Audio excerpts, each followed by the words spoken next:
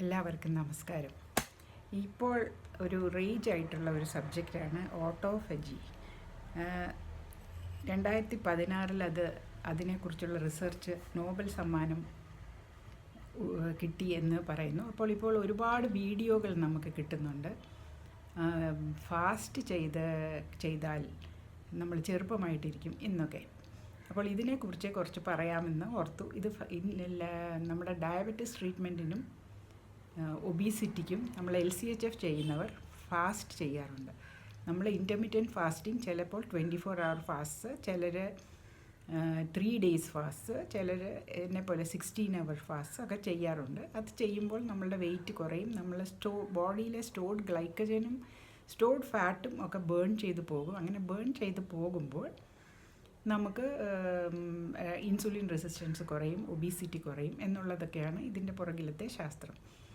Jason ഫങ് നമ്മളോട് ഒരു കാര്യം ഈ ഓട്ടോഫജിയെക്കുറിച്ച് പറഞ്ഞിട്ടുണ്ട്. അദ്ദേഹം പറഞ്ഞിരിക്കുന്നത്, നമ്മൾ ഈ കീറ്റോ ഡയറ്റ് ചെയ്യുമ്പോൾ, വെയിറ്റ് ലൂസ് ചെയ്യുമ്പോൾ സ്കിന്നൊക്കെ ലൂസ് സ്കിൻ നമുക്ക് ഉണ്ടാകും.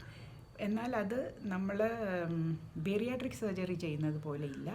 ബേറിയാട്രിക് സർജറി ചെയ്യുമ്പോൾ ഒരുപാട് ലൂസ് സ്കിൻ ഉണ്ടാകും. എണ്ണം കുറഞ്ഞു കഴിയുമ്പോൾ സ്കിന്ന് കയ്യിലും ആമിലും വയറിലും ഒക്കെ തൂങ്ങിക്കിടക്കും. അത് അവർ വീണ്ടും ഒരു പ്ലാസ്റ്റിക് സർജറിയിലൂടെ ചെറുതാക്കി ടൈറ്റൻ ചെയ്യണം എന്ന് പറയും. പക്ഷേ ഇതിൽ അവരങ്ങനെ പറയുന്നില്ല. അത്രമാത്രം റിമാർക്കബിൾ ആയിട്ടുള്ള ചേഞ്ച് ഉണ്ടാകുന്നില്ല എന്നാണ് എൻ്റെ അറിവ്.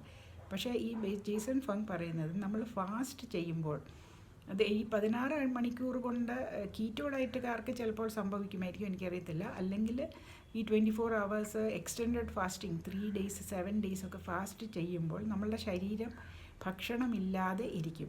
ഭക്ഷണമില്ലാതെ അതിന് ബേൺ ചെയ്യാനായിട്ട് ഒന്നും ഇല്ലാതെ ഇരിക്കുമ്പോൾ അതിന് പ്രോട്ടീൻ വേണം. അത് ഈ ഫാറ്റ് കൊണ്ടൊന്നും പ്രോട്ടീൻ ആവത്തില്ലല്ലോ. പ്രോട്ടീൻ എസെൻഷ്യൽ അമിനോ ആസിഡ്സ് എന്ന് പറയുന്നത് പുറത്തു നിന്നും, ആഹാരത്തിൽ നിന്നും, ആനിമൽ ഫുഡ്സിൽ നിന്നും, അല്ലെങ്കിൽ കോമ്പിനേഷൻ ഓഫ് ഗ്രെയിൻസ് ആൻഡ് പൾസസിൽ നിന്നും ഒക്കെ കിട്ടുകയുള്ളൂ.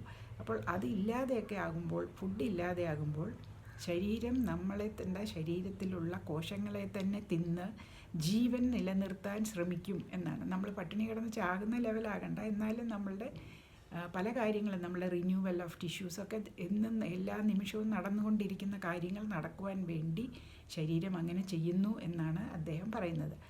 ആ പ്രവൃത്തിയെയാണ് ഈ ഓട്ടോഫജി എന്ന് പറയുന്നത്. അതിൻ്റെ ഡിക്ഷണറി മീനിങ് പറയുന്നത്, consumption of the bodies on tissue as A metabolic process occurring in starvation and certain diseases. The process of starvation-induced autophagy was recently the focus of extensive research. ഇപ്പോൾ starvation-induced autophagy യാണ് നമ്മൾ ഇപ്പോൾ ഒത്തിരി research നടന്നുകൊണ്ടിരിക്കുന്നത്.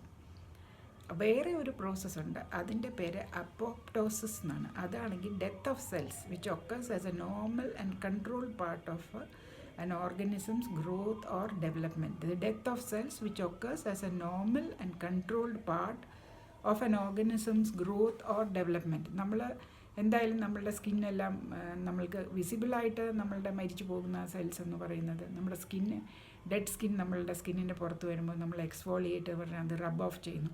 അപ്പോൾ അങ്ങനെ നമ്മളുടെ ശരീരത്തിലെ എല്ലാ കോശങ്ങളും റിന്യൂ ചെയ്തുകൊണ്ടിരിക്കുന്നു. ആ റിന്യൂവലിൻ്റെ പ്രോസസ്സിൽ കുറേ സെൽസ് മരിച്ചു പോകുന്നതിനെയാണ് അപ്പോപ്റ്റോസിസ് എന്ന് പറയുന്നത്. അതിനെ ചില പാത്വേസിൽ കൂടെ അതിനകത്തുള്ള വേസ്റ്റ് കളയുകയും അതിനകത്തുള്ള റീയൂസ് ചെയ്യാവുന്നത് ഉപയോഗിക്കുകയും ചെയ്യുന്നുണ്ട്. അതുപോലെ ഓട്ടോഫജി എന്ന് പറയുമ്പോൾ consumption of the bodies on tissue, ശരീരത്തിനെ തന്നെ തിന്നുക എന്നുള്ളതാണ്. ആസ് എ മെറ്റബോളിക് പ്രോസസ്സായിട്ട് ശരീരത്തിൽ നിന്നുള്ള കോശങ്ങളെ ഉപയോഗിച്ച് ശരീരം തൻ്റെ ജീവൻ നിലനിർത്തുന്നു. അത് സ്റ്റാർവേഷനിലാണ് ഈ ഓട്ടോഫജി ഉണ്ടാകുന്നത്.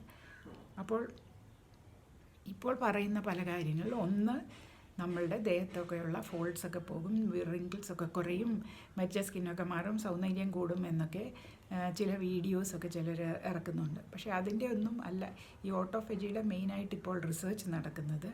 എന്തിനാണെന്ന് പറഞ്ഞാൽ ക്യാൻസർ തടയാനത് സഹായിക്കുമോ എന്നാണ്. ഇപ്പോൾ ഉള്ള പരിമിതമായ അറിവ് അനുസരിച്ച് ഏർലി സ്റ്റേജിൽ, അതായത് ക്യാൻസർ ഡെവലപ്പ് ചെയ്യുന്നതിന് മുമ്പ് കോശങ്ങൾ വികലമാകുന്ന സ്റ്റേജിൽ സ്റ്റാർവേഷൻ അതിനെ വളരുന്നതിൽ നിന്ന് തടയും എന്നാണ് ഇപ്പോഴത്തെ അറിവ്. പക്ഷേ വളർന്നു കഴിഞ്ഞ ഒരു ക്യാൻസർ സെല്ല് അത് വളർന്നു കഴിഞ്ഞ ഒരു ട്യൂമർ ആണെങ്കിൽ ആ ട്യൂമർ അത് സമീപത്തുള്ളതിനെയൊക്കെ തിന്നെങ്കിലും അത് സർവൈവ് ചെയ്യും എന്നാണ് അറിവ്. അപ്പോൾ ഇതൊക്കെ ഇപ്പോൾ റിസർച്ച് നടക്കുന്ന ഫീൽഡുകളാണ്. അതിനെക്കുറിച്ചൊന്നും നമുക്ക് കൂടുതലായിട്ടുള്ള അറിവൊന്നുമില്ല. അത് ഇനിയൊരു അനേക വർഷത്തെ റിസർച്ച് കൊണ്ടൊക്കെ ഇതൊക്കെ അറിയാൻ പറ്റുകയുള്ളൂ. അപ്പോൾ നമുക്കിപ്പോൾ അറിയാവുന്നത് അത്രയുമെങ്കിലും നമുക്കറിയാം. അതായത് ക്യാൻസർ വളരുന്നതിൽ നിന്ന്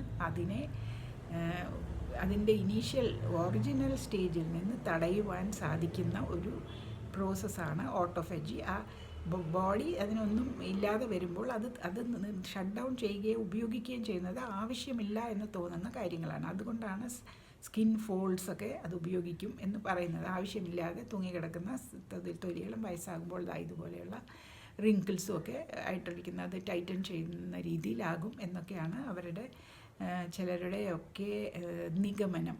അതിനൊന്നും ഒരു പ്രൂഫും ഇല്ല. പക്ഷേ ആദ്യം യൂസ്ലെസ് സെൽസ് തന്നെ അത് ഉപയോഗിക്കും എന്നുള്ളത് സത്യമാണ്.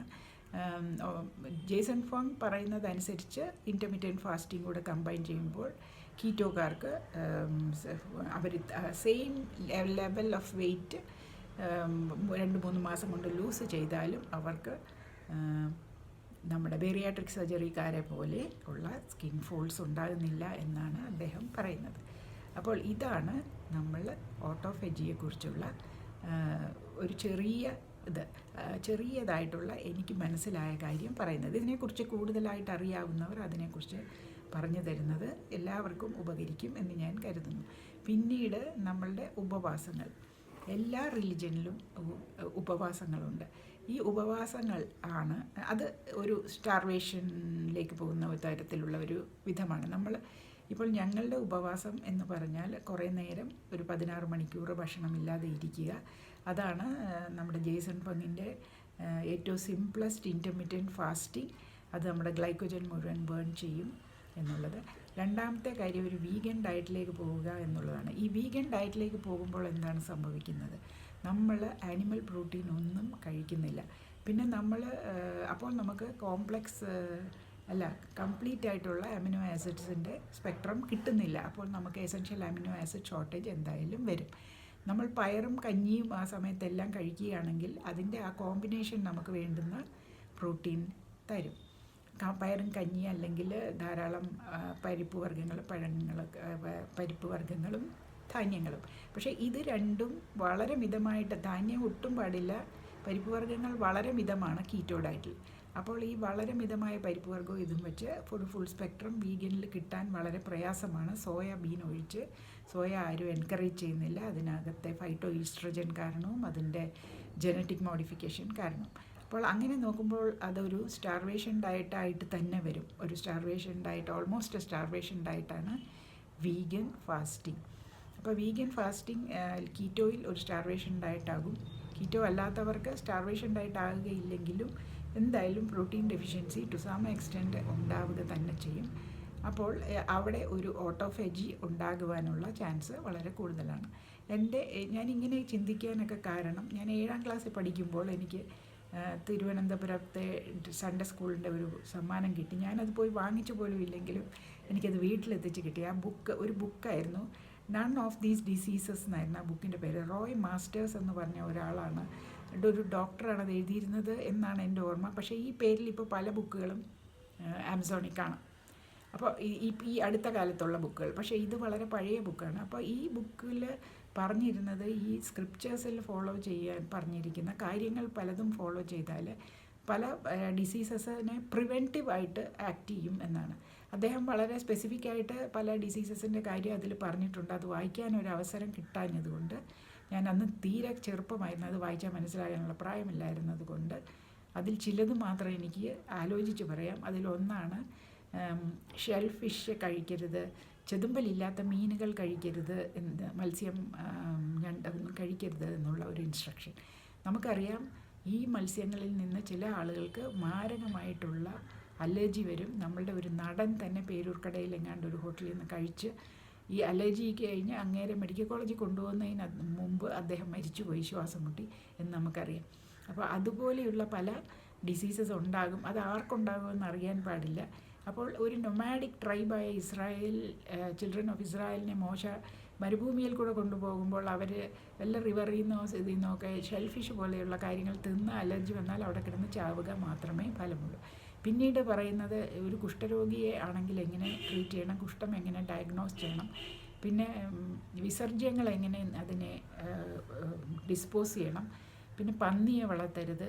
പന്നി എന്ന് പറയുന്നത് ശരിക്കും ഒരു ഡിസീസ് കാരിയറാണ്. നമുക്കറിയാം, കൊതുകിൽ നിന്നുള്ള എൻസഫലൈറ്റിസ് പോലെയുള്ള ഡിസീസസൊക്കെ പന്നി വഴി നമുക്ക് വരും. അത് മാരകമാണ്. ഇന്ന് തന്നെ അത് വന്ന ആളുകൾക്ക് പലതരത്തിലുള്ള അവർ തിരിച്ച് റിക്കവർ ചെയ്ത് വരുമ്പോൾ പലരും ചിലപ്പോൾ ബുദ്ധിമാന്യം, ചിലപ്പോൾ ചില ഭാഗങ്ങൾക്ക് മരവിപ്പൊക്കെ വരുന്നുണ്ട്. റിക്കവർ ചെയ്യാത്തവർ ഒരുപാടുണ്ട് എന്നൊക്കെ നമുക്കറിയാം. അപ്പോൾ ഇങ്ങനെയുള്ള കുറേ പ്രിവെൻറ്റീവ് അതിനകത്തുണ്ട്. നമ്മുടെ സ്ക്രിപ്റ്റേഴ്സിൽ പറയുന്ന കാര്യങ്ങൾ ഈ ഹിന്ദുക്കൾക്കുമുണ്ട്. ഗ്രെയിൻ ഫ്രീ ഡേയ്സ് ഉണ്ട്. എനിക്കറിയാം, എൻ്റെ ഒരു സുഹൃത്ത് കഴിഞ്ഞ ഒരു 40 വർഷത്തോളമായി അദ്ദേഹം ചൊവ്വാഴ്ച ഒരു ഗ്രെയിനും കഴിക്കുകയില്ല, ഉപ്പും കഴിക്കുകയില്ല, യാതൊരു ധാന്യങ്ങളും ഉപ്പും കഴിക്കുകയില്ല. ആകെ അന്നത്തെ ആഹാരം ഒരു പഴമോ ഒരു ഓറഞ്ചോ ഒരു ആപ്പിളോ ഏതെങ്കിലും ഒരു പഴത്തിൻ്റെ ഒരു പഴം, അത്രയും മാത്രമാണ് അദ്ദേഹം കഴിച്ചിരുന്നത്. അദ്ദേഹത്തിന് എല്ലാ ഹെൽത്ത് മാർക്കേഴ്സ് എല്ലാം പെർഫെക്റ്റ് ആയിരുന്നു. അദ്ദേഹം ഡയറ്റ് വെജിറ്റേറിയനുമായിരുന്നു. പക്ഷേ പാല് ധാരാളം ഉപയോഗിക്കുന്ന ആളാണ്. പാല് മാത്രം, മുട്ടയൊന്നും ഉപയോഗിക്കില്ല. ത്യാഗി എന്ന് പറയുന്ന ഒരു UP-യിലെ ആളാണ്. അപ്പോൾ അദ്ദേഹത്തിന് ഞാൻ എപ്പോഴും വിചാരിക്കും അദ്ദേഹത്തിൻ്റെ ഈ ഉപവാസമാണ് അദ്ദേഹത്തിൻ്റെ ആരോഗ്യത്തിൻ്റെ രഹസ്യം. അദ്ദേഹം പറയുന്ന അദ്ദേഹത്തിന് വിശക്കത്തുമില്ല, ഒന്നുമില്ല. അദ്ദേഹം വൈകുന്നേരം ഒന്നുകിൽ ഒരു ഗ്ലാസ് പാൽ കുടിക്കും, അല്ലെങ്കിൽ ഒരു ആപ്പിൾ തിന്നും, അല്ലെങ്കിൽ ഒരു ഓറഞ്ച് തിന്നും. അതാണ് അദ്ദേഹത്തിൻ്റെ ആ 24 hours അദ്ദേഹം കഴിക്കുന്നത്. പിന്നെ നെക്സ്റ്റ് ഡേ ബ്രേക്ക്ഫാസ്റ്റാണ് അദ്ദേഹം കഴിച്ചുകൊണ്ടിരുന്നത്. അത് വേറെ ഒരു കാര്യം.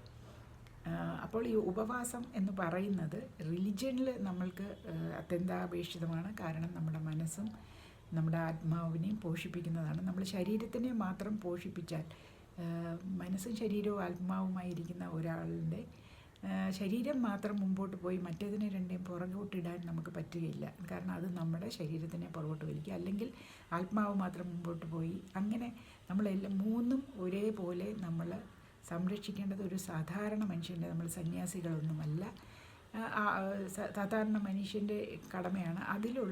അതിനുള്ള ഒരു മാർഗമായിട്ടാണ്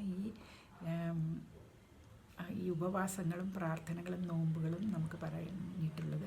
ഒരു വർഷമായിട്ട്, അല്ലെങ്കിൽ കഴിഞ്ഞ നോമ്പ് അത് ഡിസംബറിലായിരുന്നല്ലോ, അതുമായിട്ടുള്ള കാലഘട്ടത്തിൽ നമുക്കുണ്ടായ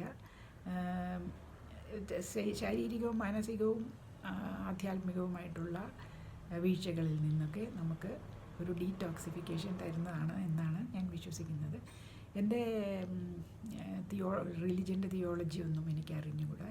ഇത് എൻ്റെ അനുഭവം ഞാൻ പറയുന്നതാണ്. നന്ദി, നമസ്കാരം.